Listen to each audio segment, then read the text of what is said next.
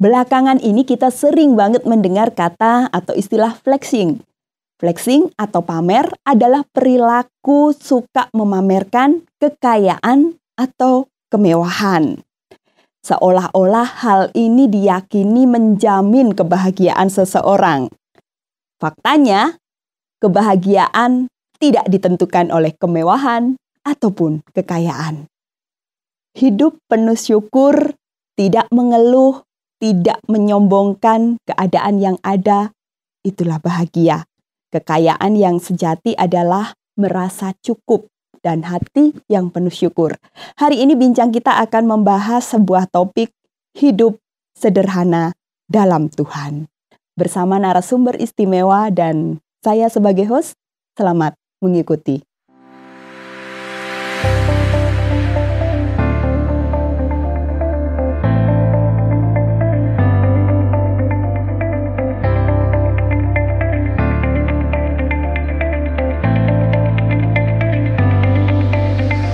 Sobat Askara Channel, di studio bincang kita hari ini kehadiran tamu istimewa. Beliau adalah Bapak Oti Priambodo, CEO dari Yayasan Terang Warta Rohani.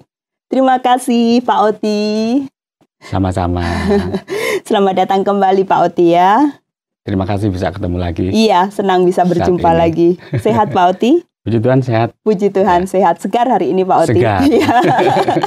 Baik Pak Oti, topik perbincangan kita hari ini adalah hidup sederhana dalam Tuhan. Iya. Pertama kita samakan pemahaman dulu Pak Oti ya, karena banyak pemahaman sederhana tuh begini, sederhana tuh begitu. Nah, makanya kita samakan persepsi dulu. Apa yang dimaksud dengan hidup sederhana atau hidup secukupnya Pak Oti, dan ciri-ciri yang menyertai sebagai tanda kalau orang itu hidupnya sederhana. Jadi hidup sederhana itu tentu berbeda dengan istilah hidup miskin ya. Kadang-kadang orang berpikir hidup sederhana kayak hidup miskin begitu kan. Dikaitkan dengan itu. Jadi beda Pak Oti ya. Seperti misal walaupun seseorang dia tidak mampu untuk membeli kendaraan yang mewah, tetapi malah dia memilih kendaraan yang murah. Nah, misalnya seperti itu kan. Karena apa? Karena hal itu ternyata bagi dia itu sesuatu yang cukup untuk memenuhi kebutuhannya. Dari segi manfaat sudah cukup ya Pak. Boleh dikatakan dari segi manfaat. Atau mungkin seseorang atau dia tidak membangun rumah yang megah sekalipun sebenarnya dia adalah orang yang mampu. Atau orang yang bisa lah seperti itu. Jadi dia merasa cukup membangun rumah yang sesuai dengan yang sesuai dengan kebutuhan. Nah, dan kalau kita lihat bahwa saat ini ada cukup banyak orang untuk meningkatkan tingkat kemewahan yang sebenarnya itu jauh melebihi dari kebutuhannya. Ya kan? Iya. Dan sekarang kan banyak kan di mana-mana. Kemewahan ada istilahnya flexing istilah sekali. Flexing begitu ya. Nah, jadi sebenarnya tujuan awal dari diciptakan benda-benda itu adalah sebenarnya untuk memenuhi kebutuhan saja. Bukan untuk sebuah kemewahan. Kalau sudah cukup untuk memenuhi kebutuhan ya sudah tidak perlu lagi. Nah, jadi orang yang hidup secukupnya atau orang yang hidup sederhana. Yaitu orang yang sebenarnya tidak memanfaatkan kemewahan atau tidak mencari kemewahan karena ia sekedar untuk bisa memenuhi kebutuhannya. Nah, ini kalau kita lihat dari sisi kehidupan sederhana adalah kehidupan yang secukupnya. Jadi tidak melebihi. Tidak berlebihan. Nah, kemudian hidup sederhana juga kalau kita lihat dari persepsi kita ya sebagai orang yang percaya bahwa hidup sederhana itu berarti melihat hidup dari perspektif yang luas, yang sebenarnya boleh dikatakan memiliki nilai kekekalan. Maksudnya bagaimana? Ya ini dalam pemahaman kita sebagai orang percaya ya, sebagai orang Kristen. Jadi kita orang percaya itu memandang bahwa hidup itu dari perspektif Tuhan, Oke. dari kepentingannya. Mhm. Nah, kalau dari perspektif Tuhan, dari kepentingan Tuhan, Mm-mm. bukan kepentingan kita ya. Ya. Kalau kepentingan kita mungkin masih ada unsur-unsur yang lain ya. Tapi kalau berbicara tentang kepentingan Tuhan, maka kita bukan lagi untuk memikirkan kebutuhan pribadi saja atau keluarga saja, tetapi tentu juga berdampak kepada bagaimana mencukupkan juga kebutuhan orang lain. Oke. Atau memperhatikan orang lain. Iya. Ya, karena kan kita tidak hidup untuk supaya ya orang lain menghormati kita. Ya, orang lain menghargai kita. Kalau orang lain menghormati kita, menghargai kita kan karena kemewahan. Karena ada sesuatu yang dimiliki yang lebih kan. Ya, seperti itu. Tapi kalau berbicara tentang kehidupan dalam perspektif Tuhan, itu kehidupan bukan saja untuk kepentingan kita sendiri, tetapi sebenarnya untuk kepentingan banyak orang. Tidak fokus pada diri sendiri, ya, Pak. Tidak fokus pada diri. Jadi kalau kita melakukan segala sesuatu, kita berpikir untuk bukan saja diri sendiri, tetapi juga untuk orang lain, untuk orang yang di sekitar. Bahkan ya untuk membantu orang banyak. Ya, oke. Ya kan? Ya, itu kalau kita melihat dari perspektif kehidupan orang percaya. Ya. Begitu, Mbak Lina. Menarik sekali. Ternyata pemahaman sederhana itu luas juga ya. Ya, pemahaman sederhana itu memang cukup luas sebenarnya. Dan yang menjadi penekanan bukan berarti miskin. Kebutuhan tetap tercukupi, tapi tidak berlebihan. Dan tidak hanya kepentingan diri yang menjadi prioritas, begitu Pak Oti ya. Betul. Ada istilah yang sering dipakai orang. A simple life is happy life. Menarik sekali. Hidup sederhana adalah hidup yang bahagia. Menyenangkan sebenarnya ini betul, betul. Kenapa Pak Oti kok dikatakan hidup yang sederhana orang bisa lebih bahagia? Sederhana bisa dikatakan tidak hanya melulu dari gaya hidup ya. Sederhana dari pola pikir yang tidak rumit, tidak ruwet begitu. Nah, kenapa orang yang seperti itu bisa lebih bahagia? Tadi sempat juga ditanyakan sama Mbak Lina ya tentang ciri-ciri bagaimana kehidupan yang sederhana. Saya coba untuk menambahkan lagi. Belum melanjutkan dari pertanyaan yang berikut. Kalau kita perhatikan bahwa ciri hidup sederhana itu tidak berlebihan dalam menghabiskan sesuatu, ya kan? Berarti memang dia mencukupkan diri dengan apa yang sebenarnya menjadi kebutuhannya. Nah, itu kan berarti cirinya tidak berlebihan. Kalau orang berlebihan itu sebenarnya ada unsur yang berbeda lah ya. Kurang dan kurang terus, tidak akan cukup. Kata cukup tidak ada di kamus ya Pak Oti jadi itu. Selalu membeli untuk sebuah kebutuhan yang memang sesuatu yang sesuatu yang harus, sesuatu yang harus dipenuhi. Bukan sesuatu yang harus diingini. Kalau bukan berbicara tentang bukan sebuah keinginan. Kemudian selalu menyisihkan sebagian dari mungkin harta atau rezeki untuk diupayakan. Tujuannya sebenarnya juga untuk kepentingan sendiri sih, tapi sebenarnya itu juga berdampak untuk orang lain juga. Kan sewaktu-waktu mungkin bisa juga dibutuhkan. Artinya tetap berpikir bagaimana supaya bukan saja diri sendiri, tetapi juga orang lain juga bisa menikmati yang tadi. Sempat diulas sedikit ya. Dan cirinya adalah ketika kita berbicara tentang kehidupan yang sederhana adalah kehidupan yang penuh dengan rasa syukur ya, karena merasa bahwa dirinya cukup, ya selalu bersyukur. Ya kan? Itu kuncinya. Itu ciri-cirinya. Karena merasa cukup, akhirnya bisa bersyukur ya Pak Oti. Kalau tidak pernah merasa cukup ya mengeluh akhirnya. Betul. Kemudian yang berikut yang tadi Mbak Lina sempat disampaikan, bagaimana ternyata banyak orang yang mengatakan simple life is a happy life katanya. Jadi bagaimana istilahnya hidup yang sederhana adalah hidup yang bahagia. Ya, kalau kita boleh secara sederhana saja berpikir, hidup sederhana kan itu kan hidup yang tidak rumit kan. Kalau hidup yang penuh rumit biasanya perlu ada banyak ketegangan-ketegangan. Benar. Tapi kalau hidup sederhana ya cukup. Kalau dia merasa cukup dengan kebutuhan yang ada ya sudah. selesai. Ya, happy Jadi ya. memungkinkan seseorang itu tidak begitu menuntut sesuatu yang memang sebenarnya tidak diharapkan sih sebenarnya. Nah, kalau kita melihat konsep hidup sederhana itu akan membuat hidup seseorang ya menjadi lebih efektif. Ya, karena tadi kan tidak rumit kan. Simple. Ya. Mengapa demikian? Karena orang yang berupaya melakukan kehidupan sederhana, hidup sederhana itu akan memiliki pola pikir juga yang simple. Ya kan? Yeah. Kemudian dalam menentukan konsep atau pemikiran juga tidak terlalu banyak lah istilahnya, ya boleh dikatakan simple atau sederhana. Dan hal ini tentu akan membuat pola hidup sederhana membentuk kualitas hubungan sosial dengan lingkungan sekitar akan menjadi lebih baik. Karena ya itu tadi berbicara tentang bagaimana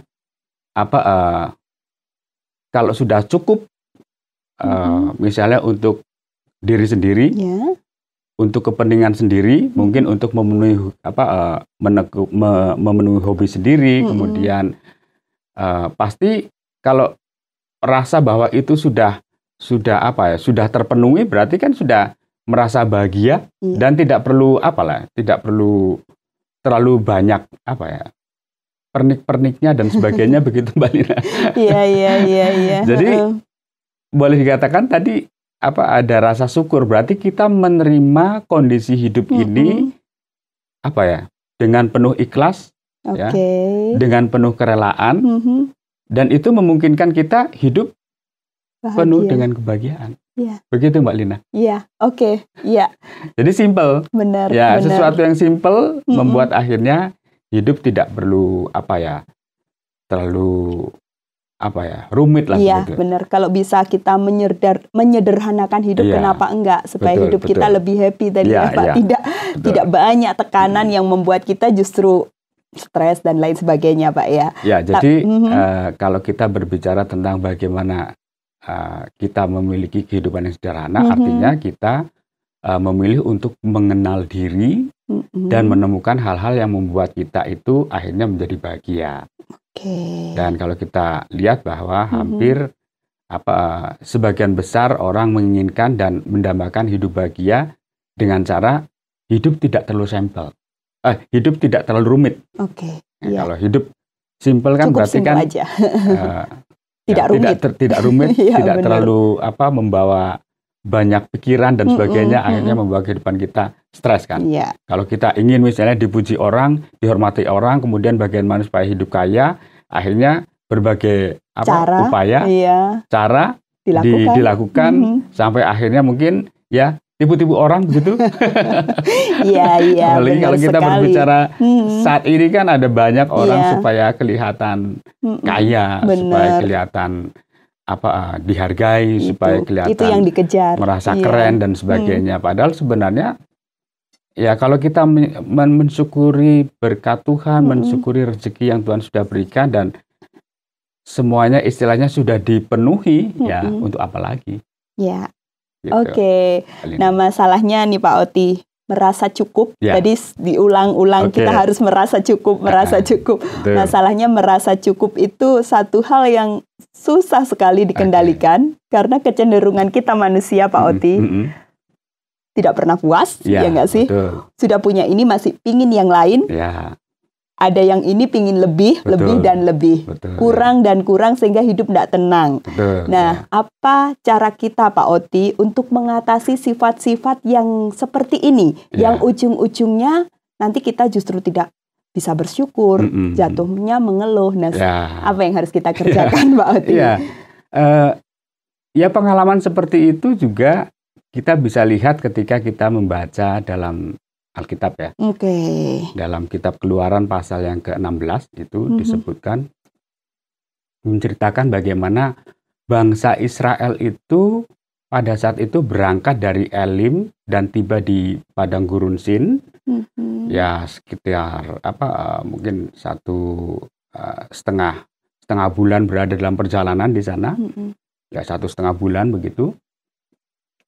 Nah, karena apa ya, mereka kan baru dari tanah Mesir kan, tanah Ya, yang benar. selama ini walaupun mereka berada di jajahan, bukan jajahan ya, walaupun berada di tempat yang apa ya, istilahnya dikuasai oleh bangsa Mesir ya, tetapi mereka kan bisa makan, minum dan sebagainya. Tapi Tersedia. ketika mereka ikut Tuhan, ketika mereka ikut bersama dengan Musa untuk keluar dari tanah Mesir menuju ke Kanaan, mereka kan harus melewati tempat yang tandus kan, padang gurun, dan mereka tentu akhirnya berupaya supaya coba kalau saya seandainya mati di Mesir itu mungkin lebih enak lah, karena matinya di sana mungkin masih bisa makan daging dan sebagainya.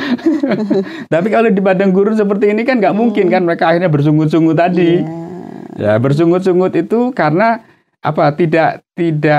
tidak memiliki rasa bersyukur.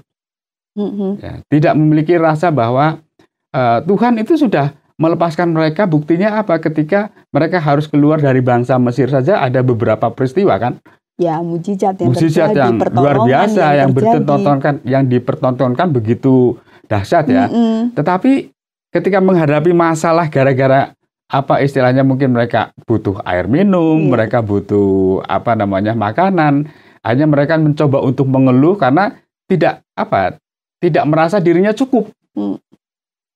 Ya, mereka berpikir, wah, lebih bagus saya mati di tempat ketika saya bisa makan daging daripada saya mati kelaparan seperti ini ya. Tetapi ternyata ya ketika mereka mengeluh, kemudian Musa juga menyampaikan hal itu, kemudian Tuhan masih tetap memelihara mereka, Tuhan masih mengasihi mereka, kemudian Tuhan juga masih menjawab permintaan mereka dengan mengirimkan hujan roti dari langit. Kemudian Tuhan juga berfirman kepada Musa supaya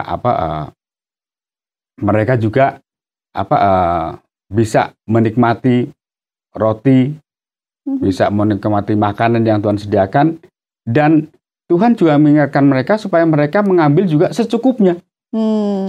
Ya, itu juga menjadi penekanan Tuhan dalam perintahnya ya, Pak ya, secukupnya. Jadi mereka perlu mengambil sebanyak yang perlu untuk kebutuhan mereka. Nah, sekali lagi Tuhan juga berbicara supaya hidup cukup. Jadi bukan hidup berlebih ya. Kalau hidup berlebih mestinya kan harus dibagikan ke orang lain kan. Tapi harus hidup cukup ya. Artinya cukup untuk kebutuhan mereka saja. Nah, hal itu kalau kita lihat dalam ayat ayat yang ke-16, pasal yang ke-16 kitab tadi, kembali Tuhan berfirman atau berpesan, pungutlah itu tiap-tiap orang memungut atau tiap-tiap orang menurut keperluannya masing-masing, kamu boleh mengambil untuk seisi kemahnya, segomer seorang menurut jumlah jiwa. Artinya Tuhan mencukupkan mereka ketika mereka berada dalam satu situasi dan kondisi mungkin butuh, ya, atau Tuhan memenuhi mereka ketika mereka mungkin dalam kondisi situasi perlu, sesuai dengan kebutuhan mereka. Ya. Bukan sesuai dengan keinginan mereka. Sesuai dengan keinginan mereka mungkin mereka, kalau makan daging kalau bisa lebih dari porsi yang disediakan kan begitu kan. Bahkan kalau mungkin ambil makanan, mungkin kalau bisa makanan kalau masih banyak, kalau bisa untuk besok juga sekalian kan. Tapi Tuhan bilang secukupnya. Sesuai dengan kebutuhan dalam keluarga itu. Jadi tetap bagaimanapun Tuhan tetap memberkati mereka, dan Tuhan juga tetap menginginkan mereka supaya mereka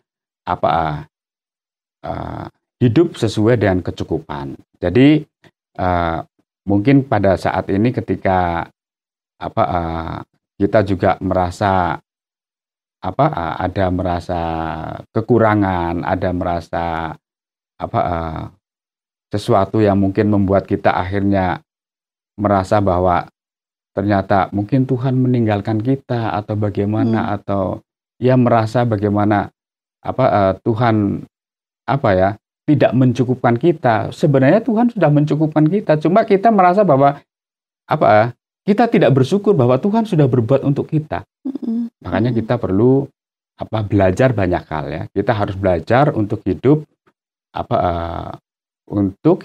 dengan memiliki rasa cukup ya.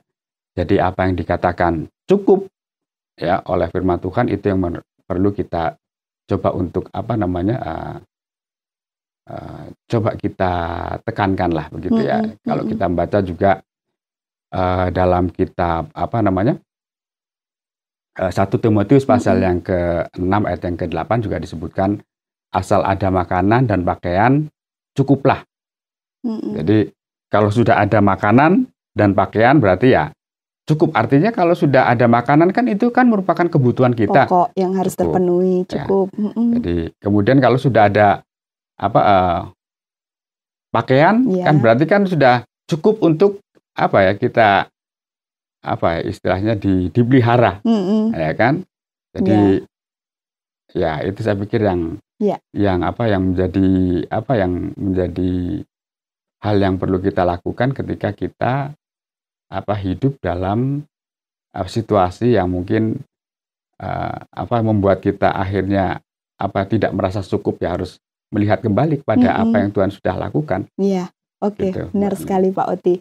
Jadi memang kuncinya itu merasa cukup menjadi hal yang sangat penting, karena di situ kita bisa mensyukuri apa yang Tuhan sediakan buat kita.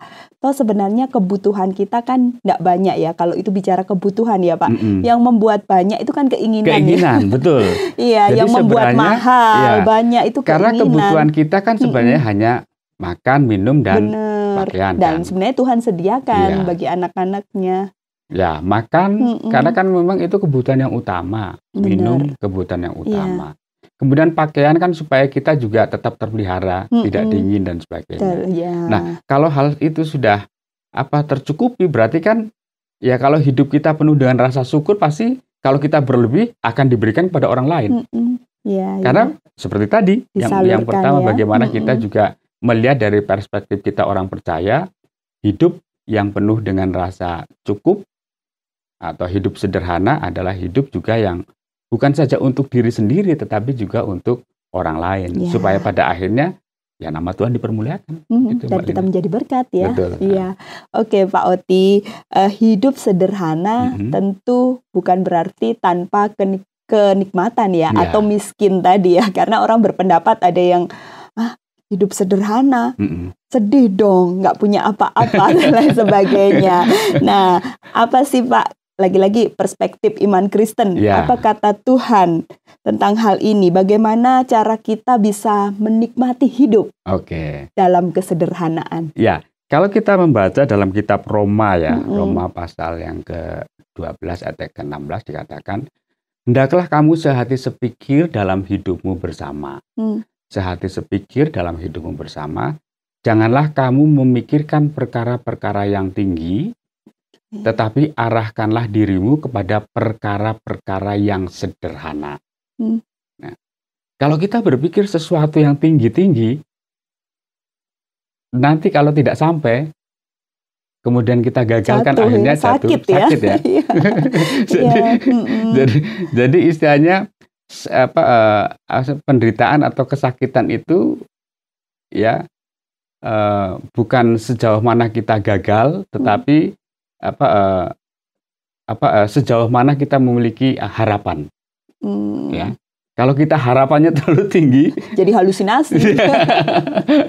Kemudian kita gagal, itulah sakit ya. Jadi begitu. Jadi di bagian tadi jelas bagaimana supaya kita memikirkan perkara-perkara sederhana. Kemudian poin penting dari bagian firman Tuhan ini adalah bagaimana kita perlu mengarahkan akan hidup kita kepada perkara-perkara yang simpel, bukan perkara-perkara yang rumit ya, perkara-perkara yang tinggi, ya. Sehingga akhirnya kita tidak bisa menjangkaunya ya. Artinya apa? Artinya supaya kita hidup dalam kesederhanaan di sini. Ya. Nah, di sisi lain firman Tuhan juga menyatakan bahwa Tuhan itu memelihara orang yang sederhana. Kalau kita baca dalam Mazmur 116 ya, 116 ayat yang ke-6, dikatakan bahwa Tuhan memelihara orang-orang sederhana. Aku sudah lemah, tetapi selamatkannya aku. Tuhan memelihara orang-orang sederhana. Jadi jelas kalau kita membaca kitab ini, bagaimana Tuhan itu memelihara orang-orang yang sederhana. Apa itu sederhana? Sederhana berarti tidak berlebihan, ya, tidak berlebih-lebihan dan tidak dalam keadaan tinggi dan rendah, tetapi dalam keadaan ya kalau dikatakan sedang boleh juga, tapi dikatakan ya cukup. Cukup tadi ya kuncinya itu. Nah, kita juga bisa membaca di dalam kitab Amsal ya. Kitab Amsal pasal 30 ayat yang ke-8 dan 9 juga dikatakan, jauhkanlah daripadaku kecurangan dan kebohongan. Jangan berikan kepadaku kemiskinan atau kekayaan. Jadi jangan berikan kepadaku kemiskinan atau kekayaan. Iya. Berarti sederhana dong. Iya, di tengah-tengah. Cukup. Iya. Jadi kemiskinan atau kekayaan. Berikanlah aku menikmati makanan yang menjadi bagianku. Ya kan berarti cukup. Iya. Berikanlah aku menikmati makanan yang menjadi bagianku. Jadi kalau itu makanan yang menjadi bagianku, itu makanan sehat. Iya. Tapi kalau makanan yang menjadi bagian orang lain kemudian kita makan, itu sudah berlebih. Penyakit nanti. Kolesterolnya tinggi ya Pak ya, gula darah tinggi dan harus kalau kita diturunkan. Membaca bagian firman Tuhan, hal-hal yang logis saja kita bisa memahami di sana ya. Jadi pemazmur menyebutkan, Amsal di sini menyebutkan supaya dia tidak diberikan kemiskinan atau kekayaan, tetapi berikanlah makanan yang cukup ya, yang menjadi bagiannya. Ya, karena kalau sudah mengambil bagian makanan orang lain berarti kan bikin sakit kan. Sesuatu yang menjadi berlebih pasti bikin sakit. Supaya apa? Supaya kalau aku kenyang, aku tidak menyangkalmu dan berkata siapakah Tuhan itu? Atau kalau aku miskin, aku mencuri dan mencemarkan nama Allahku. Artinya, kalau hidup dalam kemiskinan biasanya kan hidup penuh dengan kekurangan, kesulitan, berupaya untuk ya gimana cara memenuhinya. Akhirnya mungkin mencuri. Memang betul apa yang disampaikan oleh pengamsal di sini. Ya. Kalau hidup kita merasa cukup dan itu menjadi bagian kita, ya sudah. Ya. Jadi makanan sesuai dengan porsi yang ada. Artinya kita menikmati fasilitas juga sesuai dengan kebutuhan yang ada.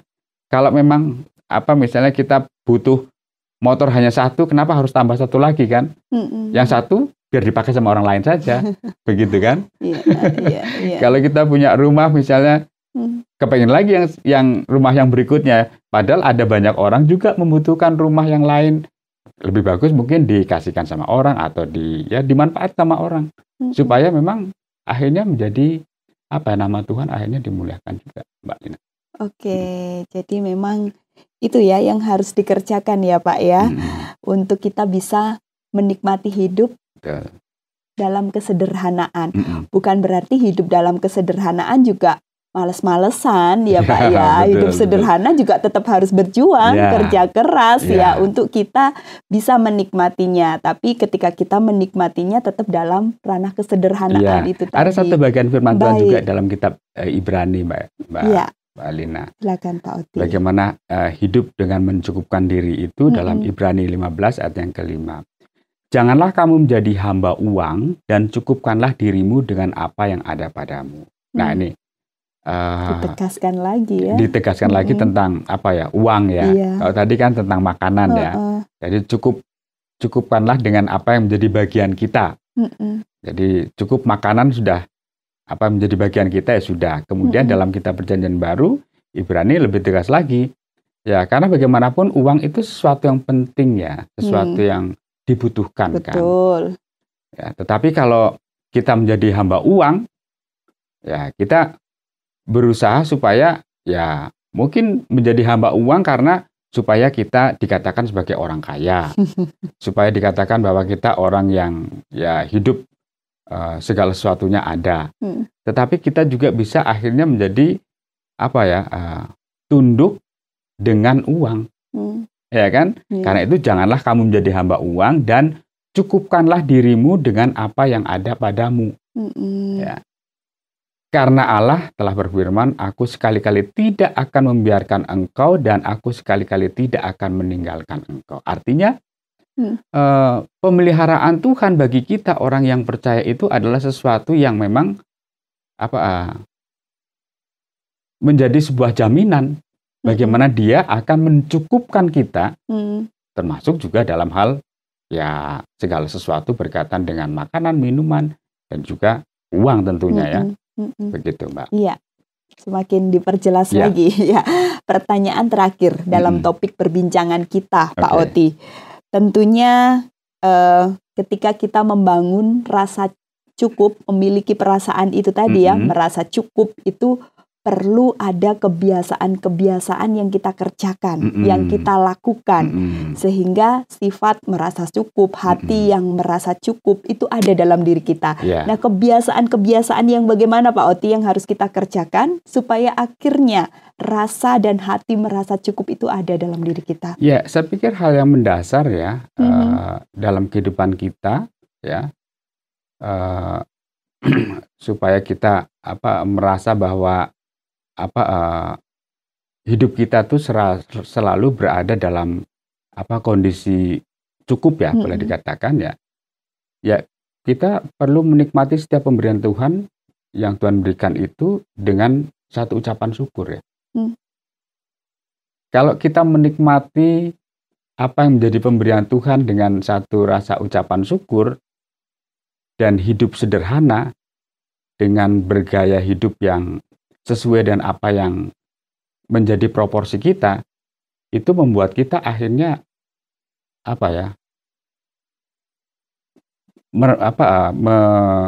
menyikapi segala sesuatunya itu dengan hidup yang berkecukupan. Dasarnya karena apa? Karena Tuhan itu pasti akan memelihara. Ya, tinggal nikmatilah. Ya. Tetapi kalau hidup kita merasa bahwa kita kurang, kita sulit untuk merasa tercukupi. Jadi sulit juga untuk bersyukur. Makanya bersyukurlah. Ya, bersyukurlah senantiasa dalam mengucap syukur ya, mengucap syukur dalam segala hal ya. Dan itu harus dijadikan gaya hidup ya, dalam hari-hari kita. Jadi, mengucap syukur itu sebagai sesuatu yang menunjukkan bahwa kita itu tidak pernah merasa bahwa diri kita itu berkekurangan. Tetapi kita juga tidak merasa bahwa hidup ini selalu berlebih. Karena ketika kita hidup memiliki rasa syukur di hadapan Tuhan dalam kondisi apapun, kita tidak pernah mengeluh. Ada saatnya mungkin kita mungkin gaji menipis. Ya cukup makan dengan apa yang ada, dan itu kan pasti kita juga tidak pernah, istilahnya orang tidak pernah kalau hidup benar-benar bergantung dan berserah kepada Tuhan, pasti segala sesuatu kan akan dicukupkan ya. Berarti tidak pernah ada istilah kekurangan dan kelaparan. Tuhan memelihara pastinya. Karena hidup kita itu kan bukan milik kita ya, tetapi hidup kita ini adalah Tuhan punya rencana untuk kita sendiri, kemudian mungkin untuk pasangan kita, kemudian untuk anak kita, dan juga untuk orang-orang di sekitar kita. Dan itu kita harus yakini ya Pak. Kita harus yakini. Jadi bagaimana caranya? Sebenarnya yang utama adalah nikmatilah setiap pemberian Tuhan yang Dia berikan kepada kita, dengan senantiasa mengucap syukur, ya, karena dengan senantiasa mengucap syukur kita meyakini bahwa Tuhan mencukupkan segala sesuatu bagi kita sesuai dengan maksud Tuhan. Amin. Iya. Menikmati apa yang Tuhan berikan kepada kita dengan penuh ucapan syukur. Itu mengunci perbincangan kita hari ini. Terima kasih banyak Pak Oti untuk pelajaran, untuk nasihat, dan juga untuk firman Tuhan yang boleh dibagikan hari ini. Baik Sobat Askara Channel, ini tadi perbincangan menarik terkait hidup sederhana dalam Tuhan. Ingat, perkecil mengeluh dan perbesar bersyukur. Itu kuncinya supaya kita bisa menikmati hidup di dalam Tuhan. Hidup yang maksimal meskipun dalam kesederhanaan. Semoga perbincangan kami hari ini bermanfaat untuk Anda. Saya Lina Puspitaningsih dan juga Bapak Oti Priambodo undur diri. Sampai jumpa di episode selanjutnya.